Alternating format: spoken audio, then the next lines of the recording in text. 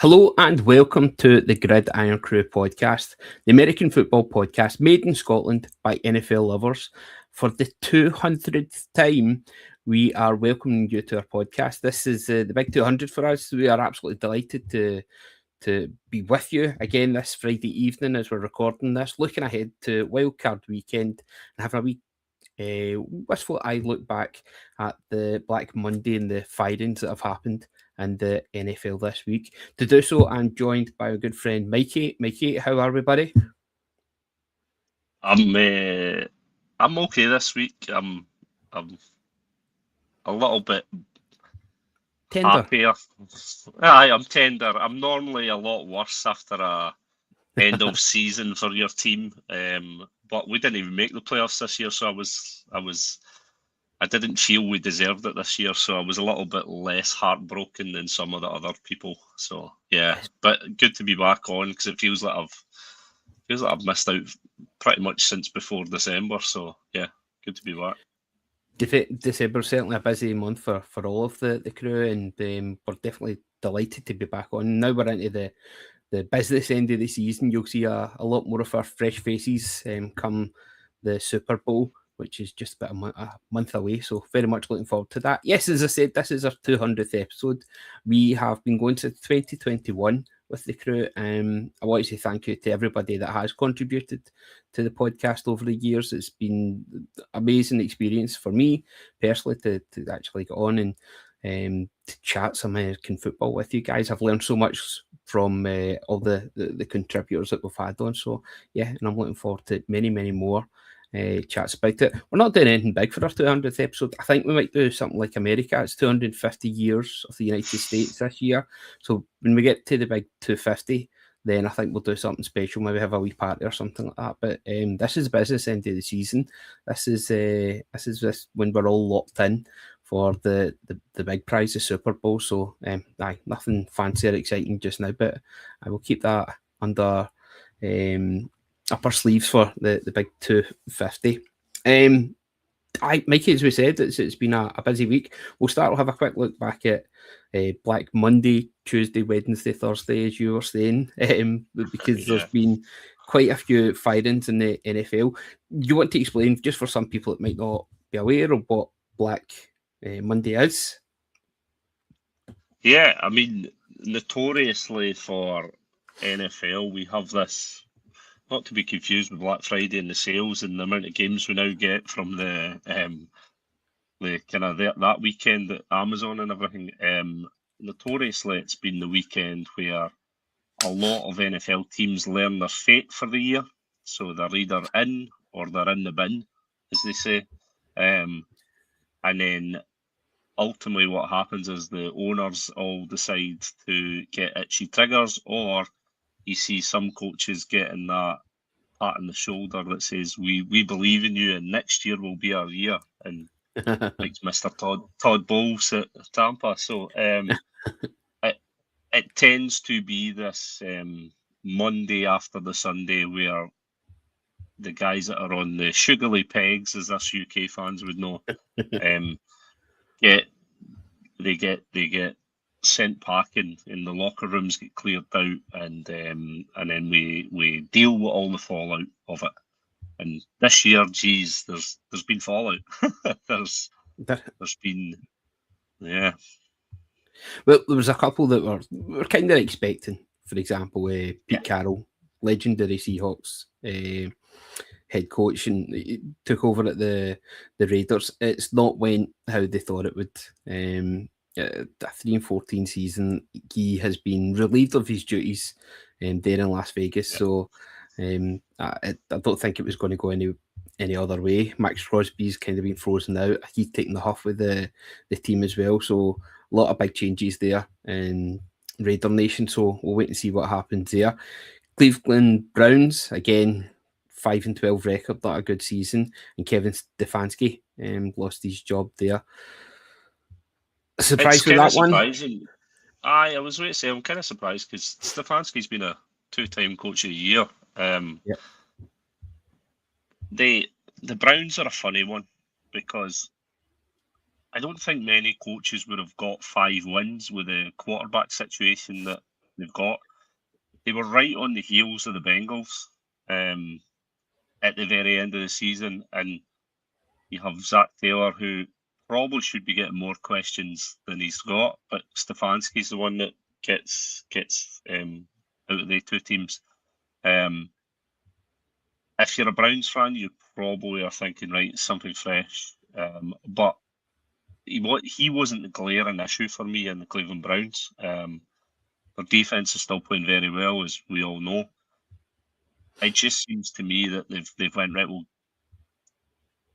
dare I say it, since the Deshaun Watson saga, Stefanski's probably had a number on his back that he was never lasting there. He definitely is, when I look at the coaching radar, he's one of these coaches, I think, who will leave them and probably bounce back into a better situation. So we will wait and see. I think he's already been linked with the Giants job there as well. Zach Taylor is another one you mentioned, maybe be on a bit the Sugly peg. This could be his last year with the Bengals. He's got to really do something with the weapons that he's got there at his disposal. I think as well, when you look at Cleveland, their two candidates have identified just now are their DC and their OC.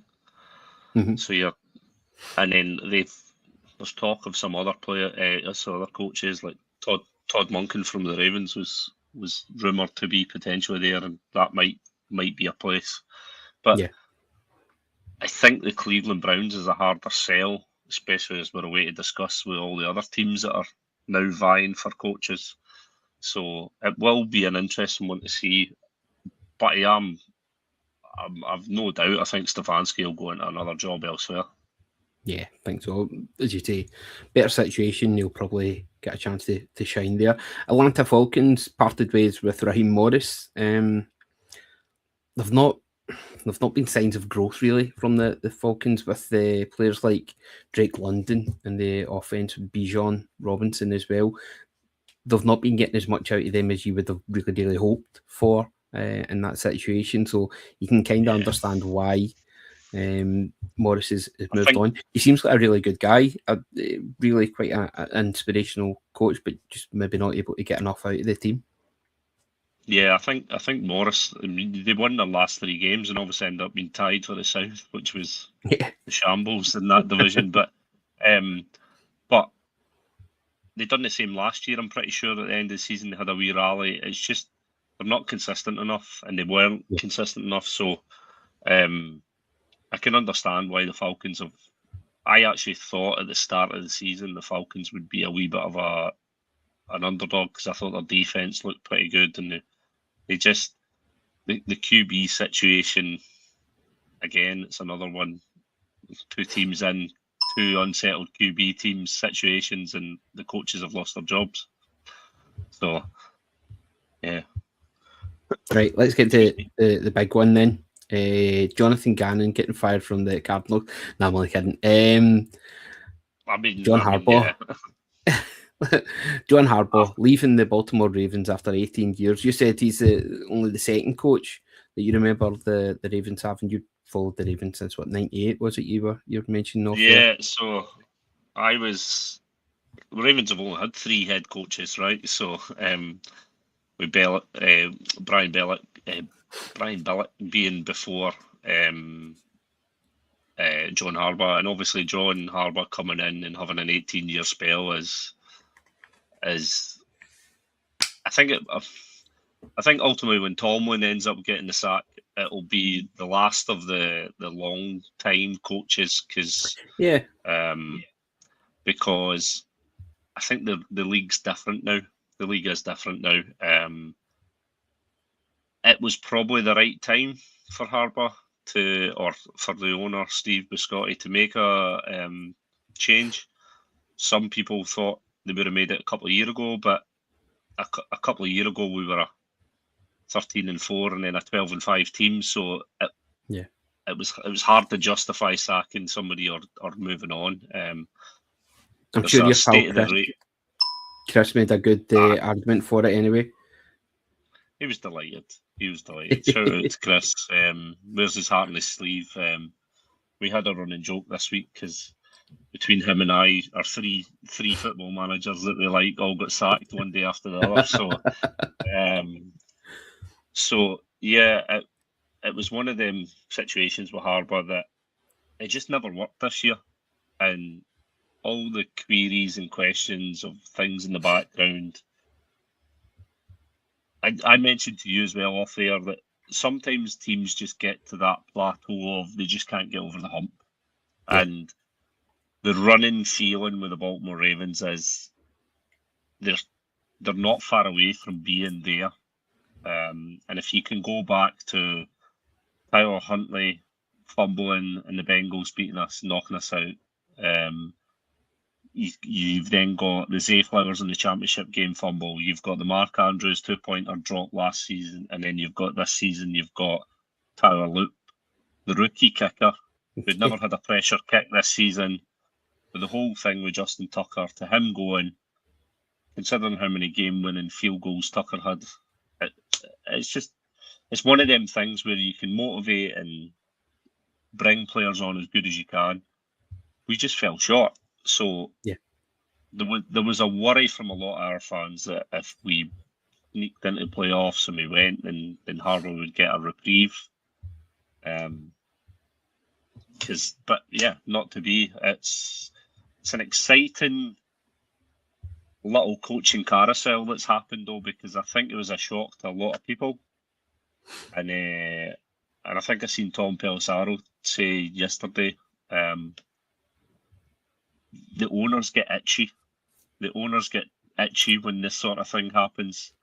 Yep. And Harbour gets a sack, so then the report comes out that all these teams are interested in him, more teams than who have head coach openings.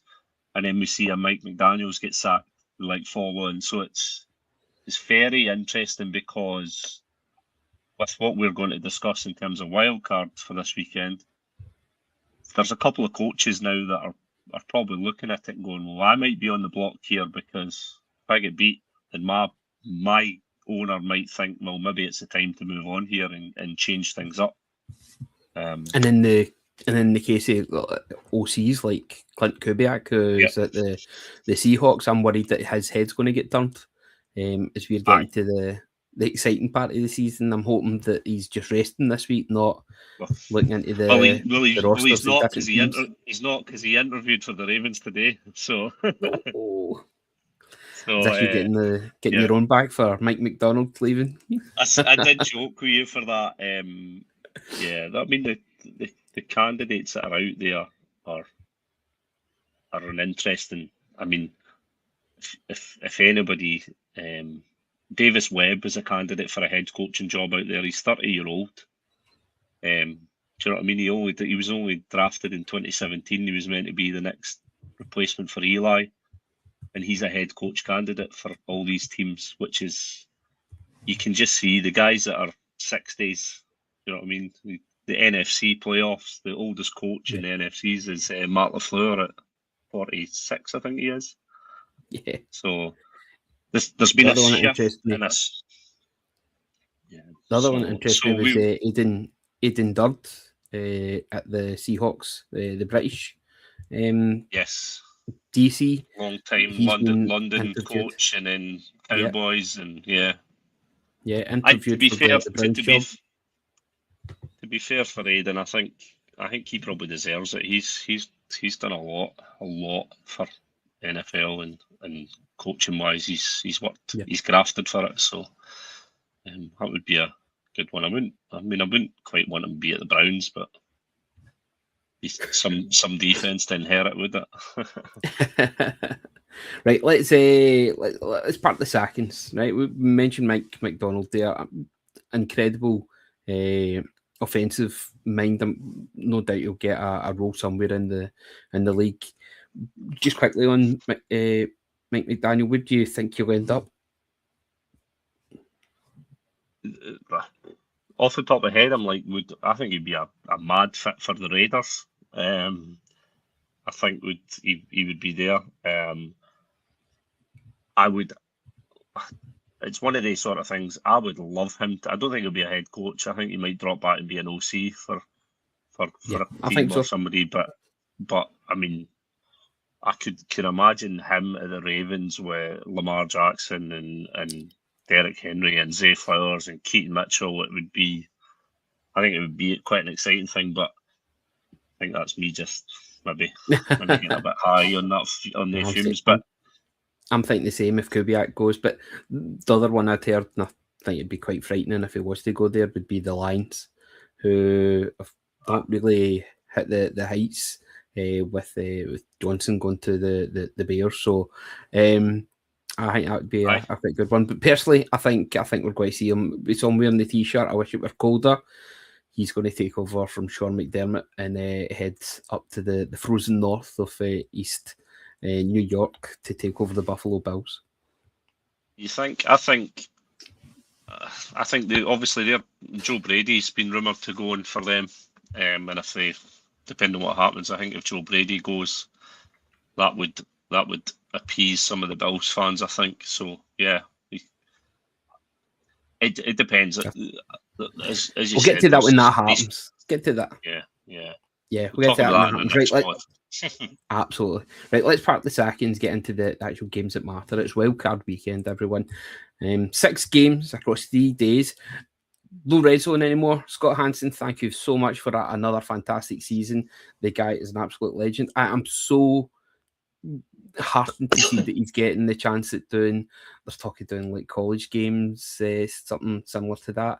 The Olympics, of course, that he did, was that last year? Was the Olympics? The Olympics that he did with the Gold Zone. I think that's great for the world to see the absolute star that is Scott Hansen. Yeah, until next year, we'll need to count down the days until Red Zone's back for 7 hours of Red Zone football. 6 games across 3 days, win or go home football. It's the first taste of pressure for several of the young QBs. I think we just go through it in chronological order. We've got the game 1's the LA Rams at the Carolina Panthers. Now, you can have a wee look at the Crew's picks for the wildcard weekend. Not one person has gone against the LA Rams in this one. This is the only game we're completely unified on, and I think that's the right way to put it, Mikey, isn't it?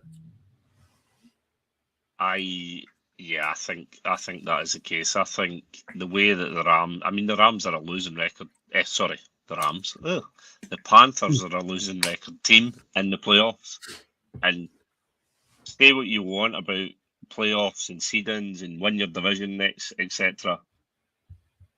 I said this thing, but last year I would be absolutely in favour of if you don't win your division. If you win your division but you have a losing record, then you forfeit your place. Yeah. I think it. I mean, you can squeak in and get in. Yeah. I mean, it's great for the Panthers. Absolutely great for the Panthers. Great for Bryce Young. That division just being what it would be, obviously, has been it. I would think from a experience of Sean McVay and Matt Stafford and the run that he's been on in his MVP caliber season, I just don't see the Panthers overcoming that. Do you know what I mean? And ultimately the Rams are built around Stafford, and their wide receivers are just brilliant. So their experience of being there, done that. Yeah.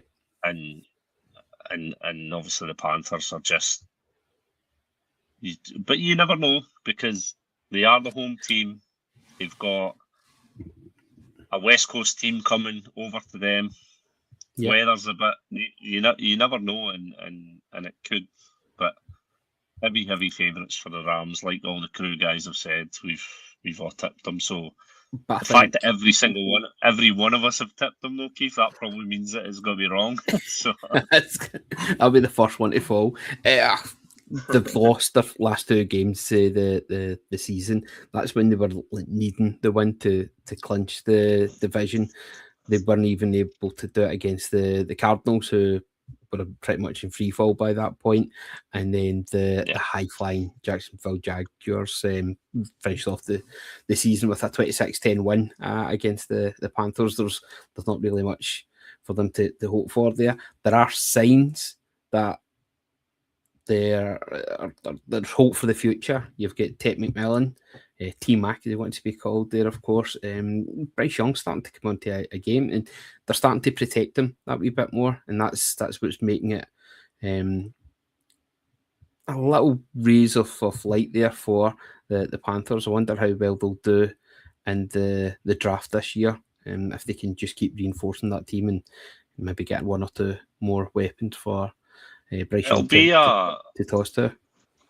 It'll be a good experience for them when you think about it, because you look at, we'll talk about it in a few minutes, but the Texans are back, obviously, and when kind of CJ got up there in his first one, they were like, oh, it was bright and built, like, so like you said, few QBs will get the first taste of it, and playoff football is playoff football for a reason. It's there's a little bit of harder steeliness and all that. So it'll be good for Bryce Young. It'll be good for the Panthers. And we'll wait and see. But yeah, I think the Rams have played the better football this year. So that's Saturday night, 9:30 for us. That's a fantastic wee bit of time to watch a game of football. Not up too late. You can be focused on it. But then after that, we have, so just to reiterate, I think everyone in the crew, everyone's going for the Rams on that one. How much of a beating for the Panthers do you think this is going to be? Do you think it'll be quite tight, or will the Rams try and lay a marker down? I don't think they'll. The thing for the Rams for me is it depends. They'll try and get the game won as quick as possible. And then in that sort of sense, because the playoffs, if you get the game won as quick as possible, the second theory becomes health, doesn't it? You want to keep your guys as healthy as possible. So I can't see it being one of these games where they just run up scores and the score goes and goes. I think it would be one that if they get a comfortable couple of score, 3-score lead type thing, they'll dial it back slightly. But I think it will be a couple of scores win for the Rams in this.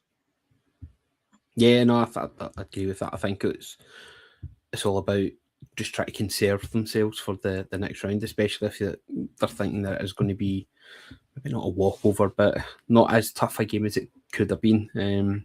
One game it's going to be tough as the second game. Kicks off at 1 a.m. Sunday morning for us here, and it's the oldest rivalry in the NFL. The Green Bay Packers are travelling to Chi-Town to take on Chicago Bears. Yeah. Just as I was about to say, and sorry, jumping back to the Rams and the Panthers. My point about the Rams versus the Panthers and them resting as such is they're going to be thinking that they need to get the game won because they're going to play the number 1 seed next. Yeah. Who is the Seahawks, who have had a week of rest. So that we've seen happen in a few years. It's where a lower seed, you know what I mean? They're trying to rest themselves. So yeah, that was more where my point was about that, just in case it confused anybody. But yeah, sorry. Next game though. Next game's the one I'm looking forward to. That might be worthwhile staying up for that one, isn't it? Packers heading to Soldier Field for that one. Young roster still for the Packers. They've been a wee bit hit and miss at times. Injuries have kind of stalled their season. Yeah. If you recall, in week 2, you came along to our Scottish Ravens meetup at the Raven and done a little bit of a chat to everybody and asked everybody who their Super Bowl favourites were, and 90% of them pretty much, well, everybody pretty much said the Ravens, but on the home field advantage there, but all the away team or the NFC team that a lot of them said was the Packers. So yeah. The Packers hit a rocky spell. I did wonder whether we'd get it across the line. They obviously have, and they're in the playoffs, but for them to have a game against the Bears is kind of weird, and just see the Week 18 fixtures, the way the Week 18 fixtures went in terms of losses and all that then created this matchup. It just felt a bit of a strange one, but I mean, I think it'll be exciting because, like you said, young roster for the Packers, QB situation strong, cold. They're good in winter games if you like, but the Bears being at home and basically able to put one over on your kind of one of your rival teams is it's an interesting game. I think that it's interesting as well with the coaches there. LaFleur's been there; he's got experience of this. He's been there for a while now. Yep, he's very, very talented. He can eke out quite a lot for that team. But then you've got the up and coming like Chicago Bears, and how we're talking about how this is a great experience for the Panthers. This is going to be a massive learning curve for the Bears, and just wonder if they were to get the win, how momentum takes them on in the rest of the games. I think do you think it'll be won or lost? Yeah, I think for me in that sense is Chicago's defense and takeaways has been fantastic this year. They've lost games this year where the better teams have beat them, right? And they've won a lot of games against the teams they really should be beating. So I think the Packers are a bit more battle tested, but the key thing is going to be is if the Packers can protect the ball and not give the Bears that turnovers, etc. And that I think we said in our show notes it's got to be a physical run game for the Bears. I think they're going to need to do that to give Caleb Williams that kind of assurance. Because if he gets into that routine of I need to chase the game, I need to chase it. Yeah, we've seen young QBs have that and lose games. So that'll be the interesting dynamic in this game. Just so many stories there. Where do you see the game being won, or even lower? Where do you see the game being actually won? Who's going to step up and make the big plays? I see it being won at Soldier Field. So, fair joke. You had a long week. You had a long week, bud. I know. As I said, I think if the Packers protect the ball and don't turn it over, I think they win. I can't actually remember who I put in our prediction for this, but I think I might have put the Bears because it's home field. But I think equally if they keep Caleb Williams to a conservative type game plan and get him over that first game, it helps his confidence. So yeah, I think who has the most time of possession, if you like, and dominates the clock will probably be the team that comes out winning in this. Yeah, you and I both went for the Bears on this one. Again, momentum, how well they've been playing during the season, and it being at Soldier Field, I think that was the real clincher for me. Interesting, our resident Packers fan, Liam, has even went for the Bears. Knowing Liam, he's just trying not to tempt fate there. He's just trying to call the bluff. Reverse jinx. Yeah, absolutely. So the two of us are going for the Bears there. Interested to hear what everybody else are listening. Thanks for those games there and the rest of the games in the wildcard weekend. Get your points into us. We can read them out on the podcast, discuss them here as well. We'd love to hear from you. The last point on that though, Keith, is if the Bears do go through, they get a home game again next, which would be massive for them. So that's a key thing for them. It's a great opportunity for the Bears. For all these old UK fans who are a Bears fan from back in the day, it's a great opportunity for them. I'm trying to remember who I think it's going to be the kickers that's going to be the ones that will make the difference in the game. Cairo Santos has been terrific for the Bears this season. I'm trying to remember the kicker for the Packers.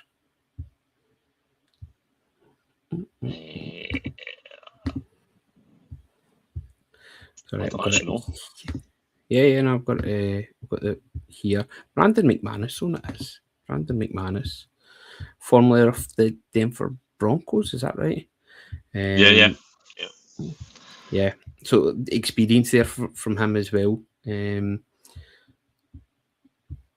I think it'll be the Bears that will sneak that one.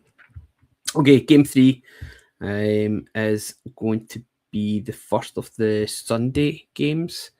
First of the Sunday evening games, the 6 p.m. kickoff for us here. It's in Jacksonville, Florida, with the Buffalo Bills taking on the Jags. Now, this is at the start of the season, we did tip the Ravens to be Super Bowl contenders.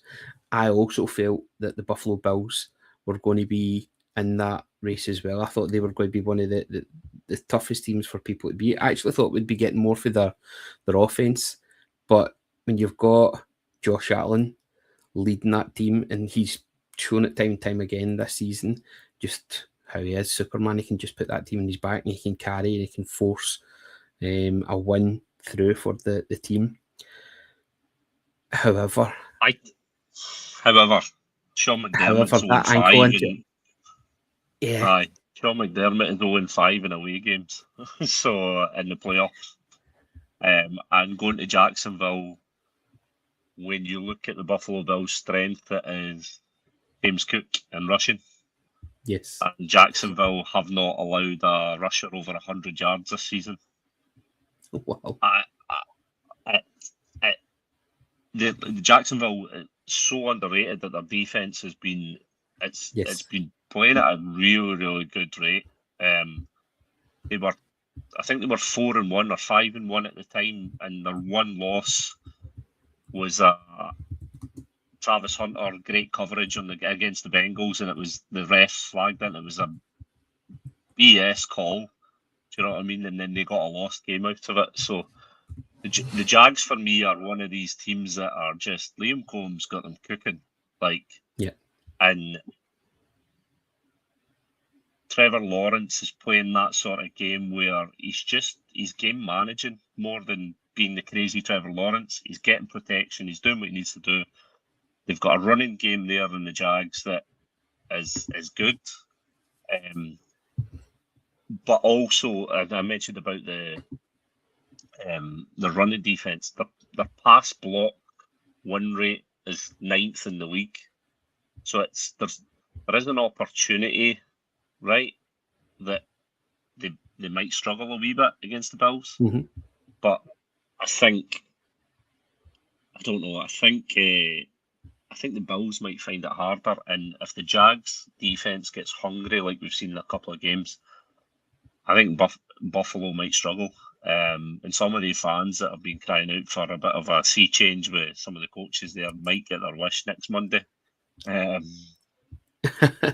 It's just a wild one for me. That the experience of the Bills, right, are good.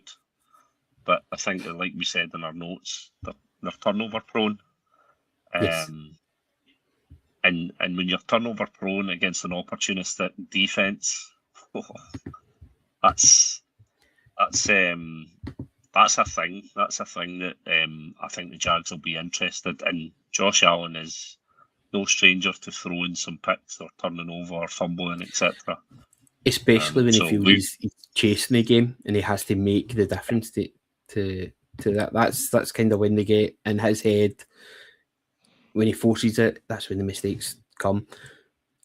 Conversely, if you look over at the other QB for the Jags, you've got Trevor Lawrence. He had a 4,000-yard season there.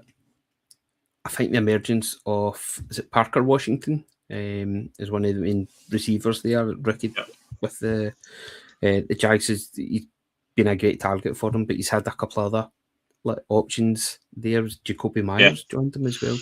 So we've got a wee bit of a mix of Myers. Yeah, Jacoby Myers has transformed them this year. They lost obviously a couple of players in Christian Kirk and stuff, but Myers has transformed it, which has allowed their running game to be better. And just a thing on them as well, they made a left tackle change kind of mid-season ish, which changed for Trevor Lawrence and helped them. And comfortably in their division, they ended up being like they cruised it to the awards at the end of the season, which has been good for them. So I think that'll be a nice start to the Sunday games, because it'll be one of them that it'll be hyped up. And I think some people might tune in and go, "Oh, I didn't realise the Jags were this good." Because they are one of them teams over here in the UK that they get labelled with they're not very good, but their new coach, and they're doing pretty well this year. And they're scoring lots and lots of points in games as well. I think it was only the Texans. They beat the Texans. Texans were only team to keep them below 20 in the past 3 months. I think. Going back to the Seahawks and the Rams, it was before that. When you look at the team and just how that they are starting to merge, and this is kind of what you'd been hoping for from Trevor Lawrence, and I think this is why you got Liam Cohen in, and he might have been a bit of a comedy character at the start of the season with his Duval. But he's shown he's a serious guy, he's a serious coach, and he's serious about taking this team further. It's going to be really, really good to see. I'm glad that's the early one as well, because my youngest, my 3-year-old, he's a Jags fan. That's his team. He took them because he likes a big cat. So in our house, I know in your house, it's all Ravens for you.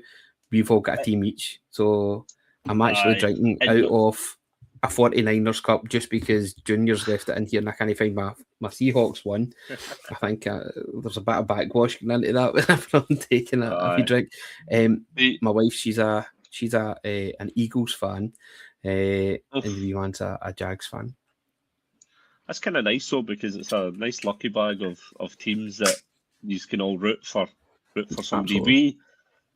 My daughter's one of our little best friends, and one of my friends is a Jags fan, and they're big Jags fans, and so their whole family are Jags. So all year they've been rooting for the Ravens, and we've been rooting for the Jags for them. And so I'm secretly thinking it would be nice to see the Jags do. A few years ago when they got to the FC Championship and they looked brilliant. I'd like to see the Jags making a wee run.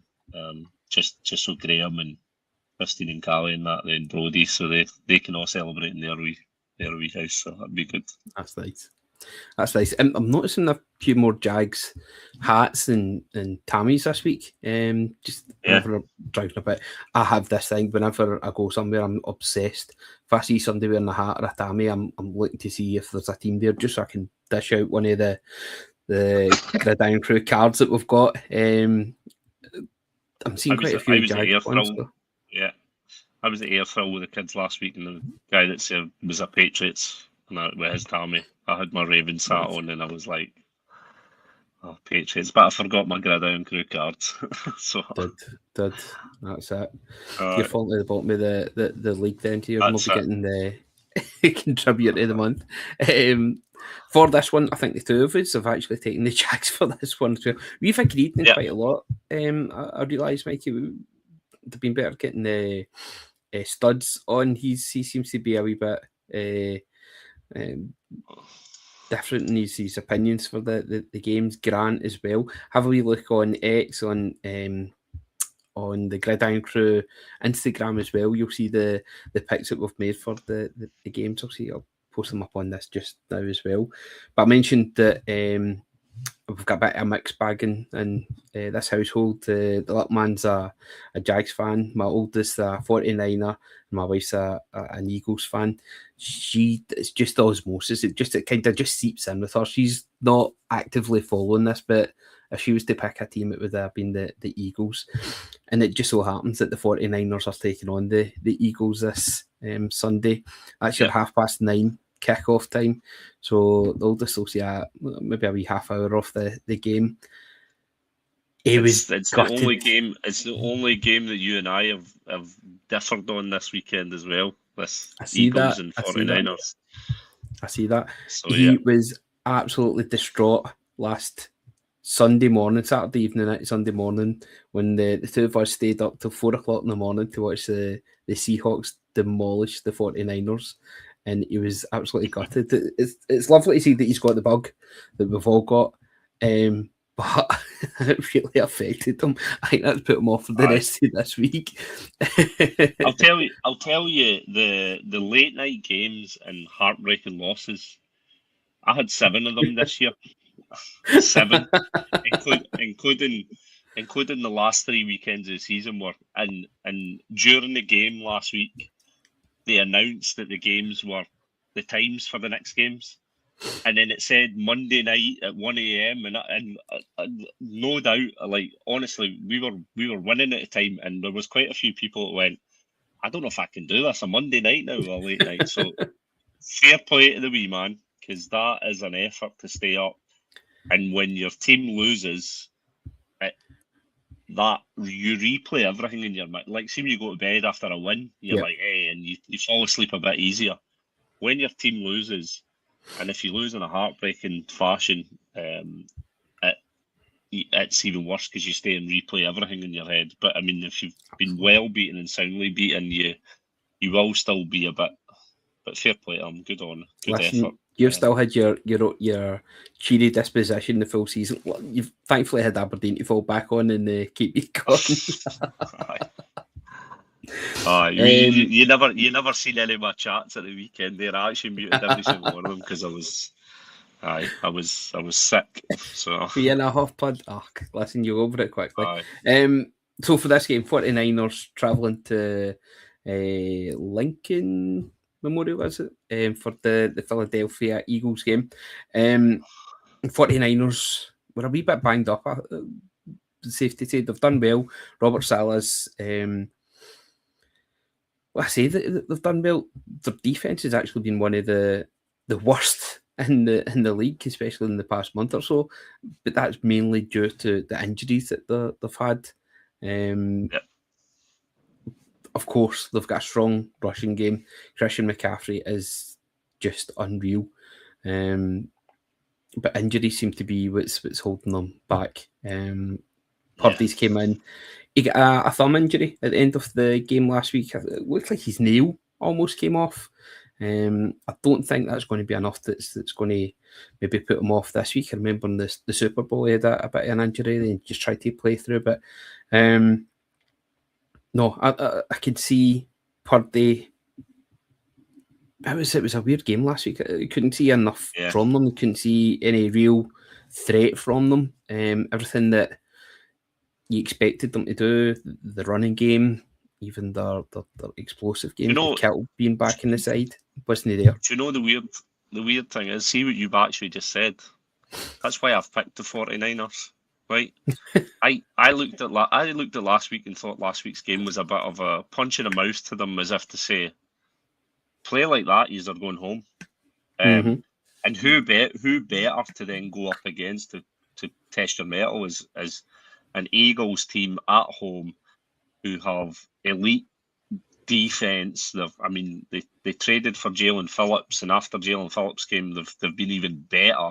Kev, I have a little bit of a go. Like me and Kev, I've been singing their praises, and he's been saying no, and putting them down. But the Eagles are one of them teams. When they lay an egg, and I don't know, there's just something about Fangio knows the Eagles defensive coordinator, knows Shanahan so well. There's a lot of familiarity. And what do we say about familiarity? It breeds contempt. And I think there's a little bit here where the Eagles could be lured into a bit of a surprise. And if Christian McCaffrey has a running game that we all know he can, it will really depend on how the 49ers defense shows up. But I don't know. The 49ers for me are a weird dark horse this year. They're a dark horse. Purdy could manage the game and not really do much, but they could still squeak one, if you know what I mean. Yeah.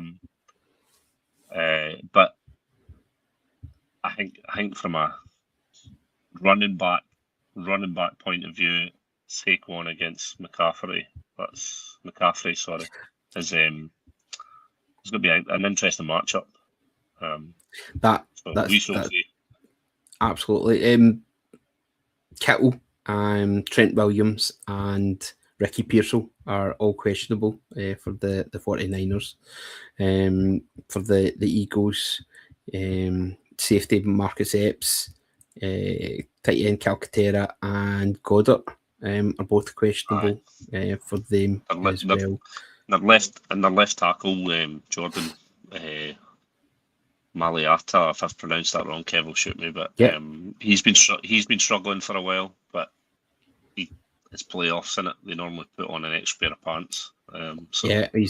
He's not popped up on the injuries report for the 8th. I'm not sure if we're getting. No, I'm not sure if he's injured. I just think he's been struggling.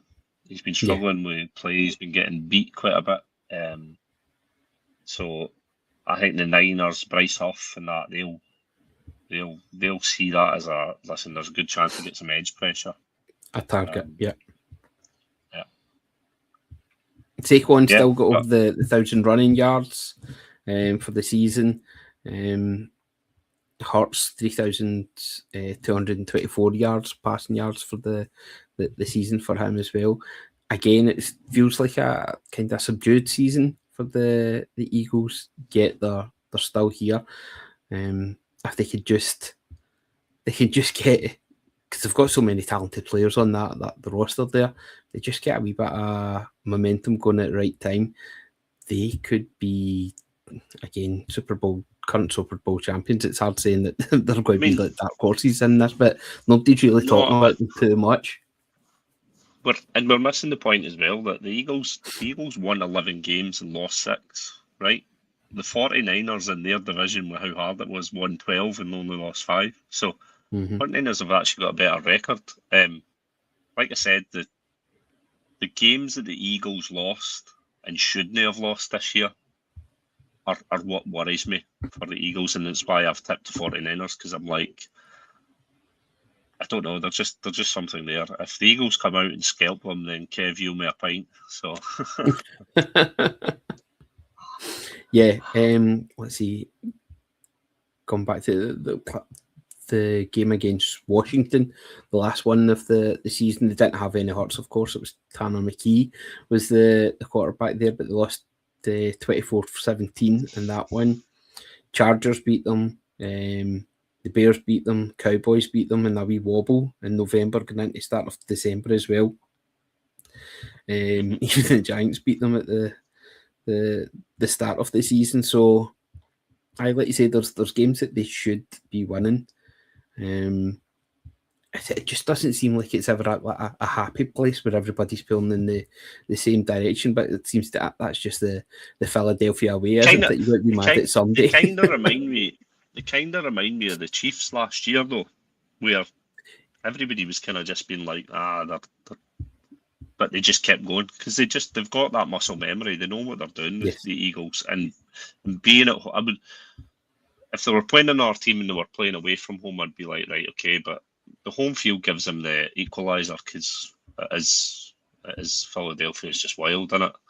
So, and it's a good time for us all to be watching at 9:30 Sunday night. Absolutely, good slot. A great way to finish the weekend for me personally. It's a school night, so I'll be in bed watching the end of that one. I won't be staying up to watch the LA Chargers travelling to New England to take on the Patriots. It's a tough one. It's the only hardball in the league. He's going to be having to represent the family now.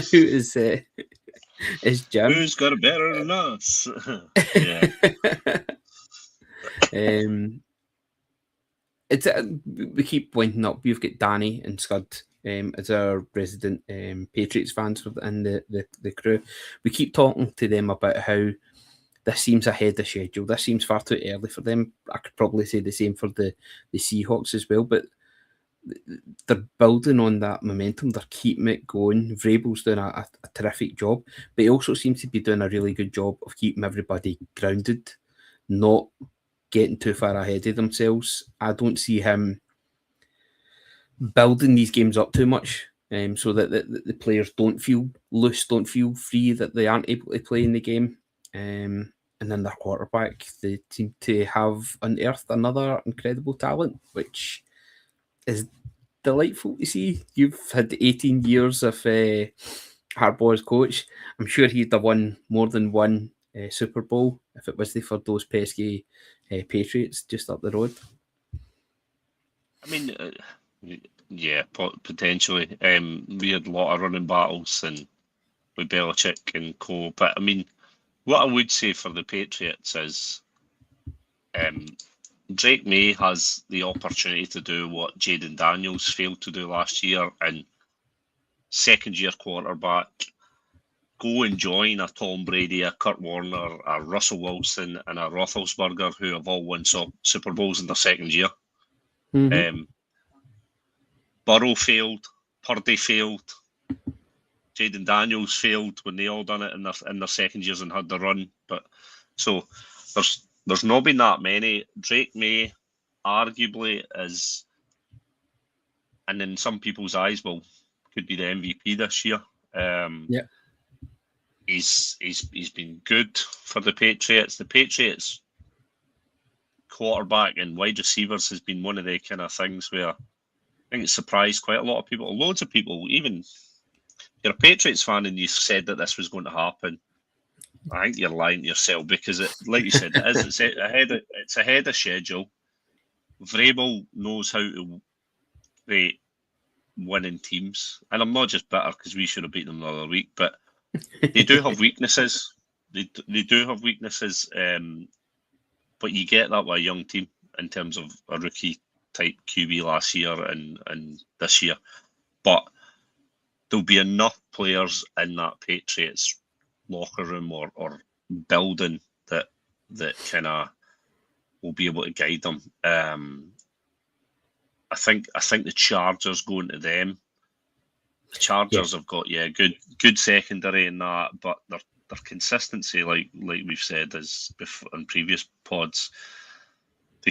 They swept the Chiefs, right? And normally you'd be like, wow, but like they've had games where they've then lost, and they played well against the Broncos, but the Broncos then beat the brakes off them, and then it's like, I don't know. The Chargers to me look like they are a playoff team, but I think they'll be a one and done. The Chargers, and I think the Patriots deserve another game at least, because they've been great this year. They've been good value for their, as much as it pains me, but I don't know who. There was a running joke last week at the Steelers. They had a priest in the end zone, blessing the end zone, and that was the end zone where Tyler Loop missed his kick.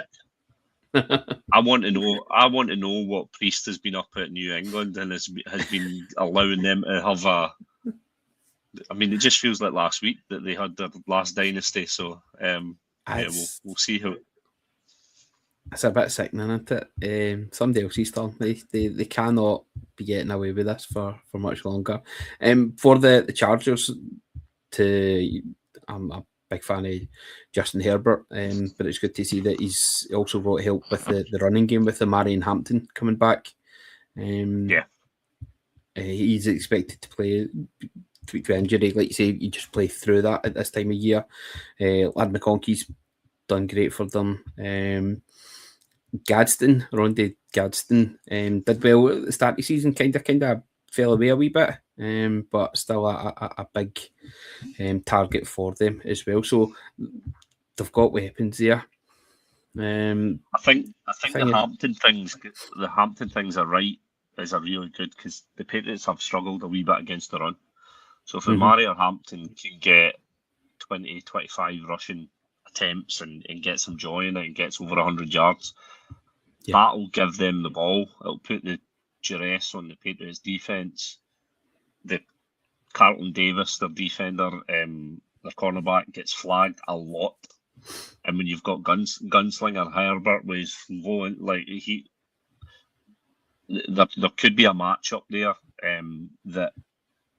that we might see, and obviously from the Chargers' point of view, their offense, the West Coast Ravens, as I say, and the way that they, I think that's a good matchup for them on paper. So if we wake up next week and it turns out that the Patriots have lost, it will be because the Chargers have had success on the ground and they've had that, they've took advantage of it.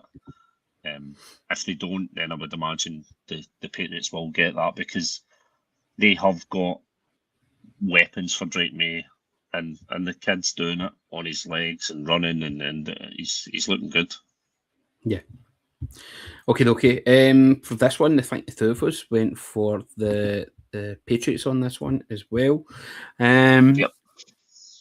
Aye, as you say, it just seems a wee bit a step too far. Again, travelling from LA all the way up to New England, I think it'll be inclemental weather as well. So something that the Pats will be a wee bit more used to, and I think that's just going to play into their hands for that one. Right, good. Love to hear what you guys are thinking for that one. Where will the game be won and lost? Okay, final game of the week will be on Monday Night Football, so 1:15 on Tuesday morning. Yeah, Tuesday morning for us, as the Houston Texans travelling to Pittsburgh to take on the Steelers. Graham, a big friend of the podcast, the Kilted Texan, will no doubt be up in his little Alamo watching the game there. Yep. It's going to be He'll be on everybody's screens about 1 million times with the days in advert. That is brilliant. Him, pharmaceutical drugs for scabby knees and Wendy's. It's amazing the adverts. That was the one thing. Keir could not watch another one of what was the advert with all the bubbles last week? Was it for Centre Parks or something like that? That was just doing the wee man's head in. The amount of times that it was shown, but yeah. Anyway, Texans taking on the Steelers for this one. Steelers were lucky to get in. As you said, the wee blessing on the field must have played a part. But I mean, it's hard to say they were lucky, right? Because they won the division, right? So they won the division, so they deserved it, and that's kind of where they won more games throughout the season. Gritted teeth there. No, so when we started 1-5, it was an uphill battle, right? So to take it to the last game of the season and be a win and in scenario, good. Like I said, I'm not sure any of the teams are actually good. So the Steelers are in, but I'm not sure they were losing for a lot of last week. Aaron Rodgers done Aaron Rodgers things, and Calvin Austin runs in unmatched and scores a touchdown. But when you look at it, our cornerback slips on the field. Everybody was slipping on the field, and Kyle Hamilton's been injured by his own player, and so all these sort of things went the way, and then obviously a missed kick. I don't think the Texans allow them that amount of luck, right? Regardless of the fact that the Texans are going to the Steelers. I think the one positive for the Steelers is they've got DK Metcalf back, right? So DK Metcalf served his suspension. They are still missing a few players, but I don't know. The Steelers, I know we've got in our notes. I laughed when I seen the notes come through, and we said experienced playoff franchise for the Steelers. we've got to remember that in the 10 years or so, and Tolman's been there longer. The last 10 years, they've had like one playoff win, so they might get there all the time, but they never win. So, so I don't know. I think this is another. We talked about Sugly Pegs earlier. I would not be surprised if the Texans win this one. And I said earlier about you and I only changing one team, but actually I've just noticed, and you've actually said the Steelers have got one. So make that two. But I wouldn't be surprised if the Texans win this, and then next week Mike Tomlin's on the coaching carousel. It's just, I don't think the Steelers are as good a team as the Texans, as fundamentally. We had a running joke that if the Ravens won last week, we were like, well, we're going to get one and done because the Texans whipped us this year, 44-10. So I don't know. There's just Will Anderson Jr., Danielle Hunter, 29.5 sacks combined.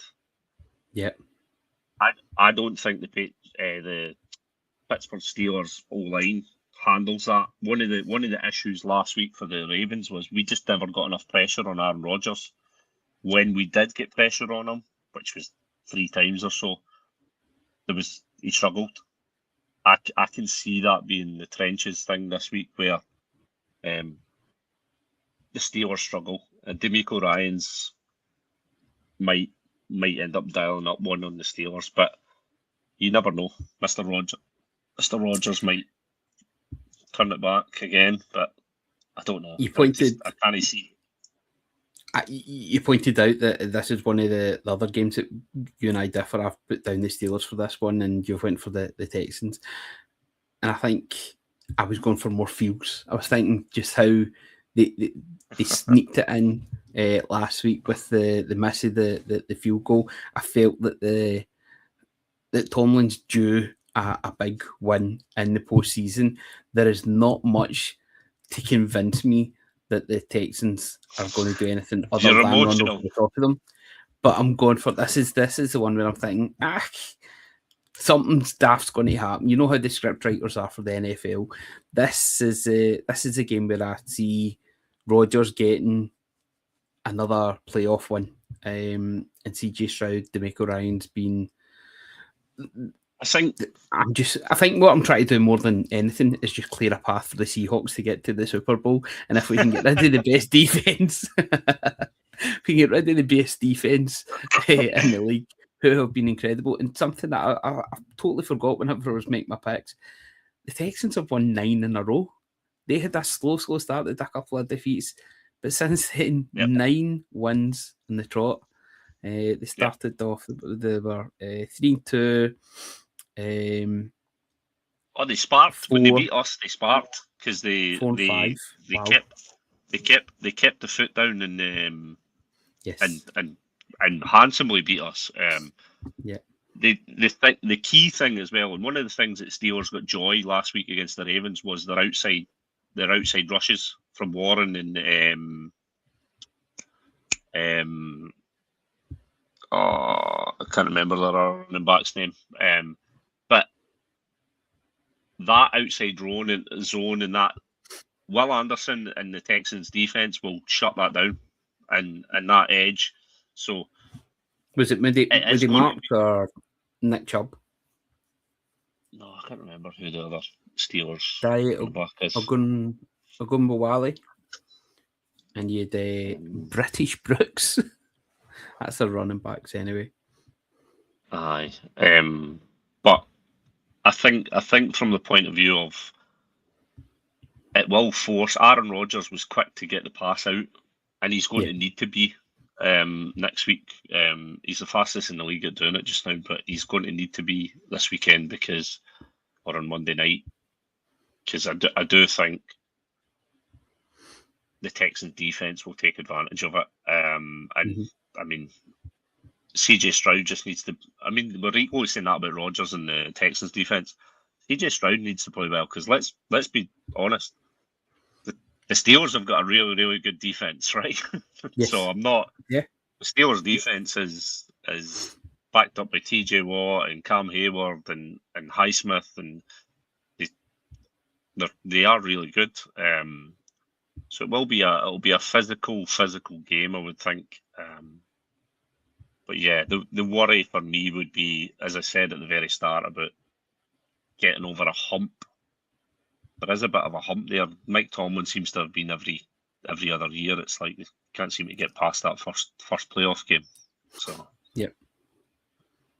We shall see. I think one player that I've enjoyed seeing do well with the Steelers is Kenneth Gainwell. He seems to have made a difference to them whenever he's come back there. That was big plays. Gainwell was the guy I was trying. Yeah. He's made trying to remember. Aye, big plays in the games, and especially towards the end of the season. So you can see that's been big for them. And Chris Boswell is just a reliable kicker. So he's somebody you can think can actually make that difference and win the game for them. But I think I'm trying to convince myself more than anything else that there could be a scenario where the Texans just put it that far out of sight. That the Steelers aren't even going to get a chance to keep it within a couple of points or within a score to tie the game, to win the game, to sneak it. I think, I think I'm making there's a very good chance. No, not at all. I think there's a very good chance I could look foolish come Tuesday morning whenever we're getting up and seeing the results of this game. But as I said, I was going for the vibes with that one. I just thought wee bit of momentum, maybe get over the wee hump for Tomlin there. But we'll wait and see how we get on after that one. It is a thing that's a strange one though, because the wild cards. Remember a couple of seasons ago, it's the wild card weekends. We had where all the home teams won. And not that there wasn't any shocks, and it's all quite predictable. This for me is one of the first years where there is a bit of a couple of away teams or a couple of home teams could. I mean, one away team in the Rams should beat the home team in the Panthers, but you would think so. But who of the underdogs then would you say has got the best chance of making an upset then? Underdogs would got to say the Carolina Panthers. I don't think there's enough in it between the Packers and the Bears. Probably the same could be said for the Bills and the Jags. 49ers, Philadelphia, again, that's pretty level. I don't even think there's enough in it between the Chargers and the Patriots. I think that's going to be a tight game. I mean, maybe the Chargers was underdogs there, and the Steelers. The Rams are 10.5-point favourites. Oh wow! The Packers are 1.5 favourites, which means it's equal. And then Eagles and Buffalo are 1.5 favourites. Eagles are 4.5 favourites. New England 3.5. Houston are 3. So they're all, apart from the Rams, they're all saying that it's equal. And when I think the way it works out is when you're a home team, you get a 3 points or 4 points. So if any of the away teams are slight favourites, then they're saying it's going to be less than a 1-score game. So I wouldn't be surprised to see, like I said, the Chargers potentially upset the Patriots if they get their run game going. Yep. If the Eagles don't play the Eagles game, I wouldn't be surprised to see the 49ers win. And equally, the Bills could beat the Jags if they play sound football. So it's a weekend I'm looking forward to because, one, I don't have any emotion in it this weekend. Enjoy, Keith, because it's your last weekend without any emotion in it. Excuse me. I'm hoping they all just tear strips off of each other, that there's multiple injuries and bust-ups and fallouts from all of them. So I'm looking forward to it. It's worth noting, obviously, with the seedings that the Seahawks being the number 1 seed, they would play the winners of the Rams and the Panthers, which is good for the Seahawks, and then Green Bay or the Bears would play 49ers or the Eagles. But in the AFC, the Broncos would play either the Jags. Well, if the Bills, obviously with the way that seeding works, if the Bills were to win, they would play the Broncos. But if the Jags won, then they don't. The Jags would move and they would play the lowest seed. So you could have a Texans or a Steelers going to the Broncos next week. So wow. I kind of like this point because it's everybody starts doing the permutations of who's getting home field advantage and all that. But I mean, no, I'm looking forward to having home field advantage would be a good run. So absolutely, and I'll be honest, we don't fear the Rams if they were the ones to get through. The games that we played against them, we beat them early in the season, and then the last game, we were unfortunate to lose that one. It was a missed kick, if I remember correctly, and we could beat 21-19. That's the games have been that tight, and we've made good changes at halftime to give ourselves a chance. So no, we'll get to that next week though. Looking forward to these games that we've got coming up. I think we're just going to have to be a wee bit conservative with our sleep schedule, maybe not staying up too late. Although that Bears and Packers game is very, very tempting. I think we're going to have to get a wee afternoon nap on Sunday to recover before the 6 o'clock games.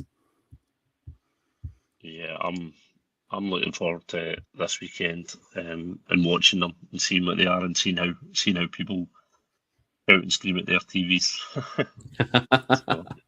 Fantastic. We will hopefully be getting some information about what we're doing for the Super Bowl. We will be watching it as a crew, and we'll get that out hopefully in the next week or so. But hopefully be meeting up with lots of fellow NFL fans in Glasgow somewhere. It looks like it's going to be. So yeah, looking forward to that. We'll get some information out to you.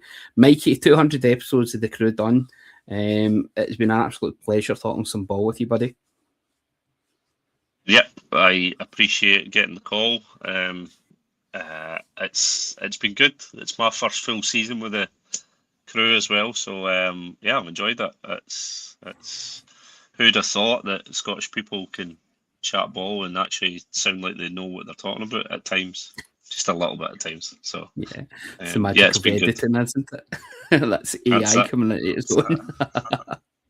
Magic. Thanks very much for listening. Any points or anything at all you want to get in touch with us? We'd love to hear what your picks for the weekend's games are as well. We've got ours up on social media. Make sure you can reply with who you think is going to be getting the wins in there, and enjoy the games. We're looking forward to seeing them, and we will be back next week to go for the wildcard weekend and also preview the divisional games as well. Thanks very much for listening, and we will speak to you again soon.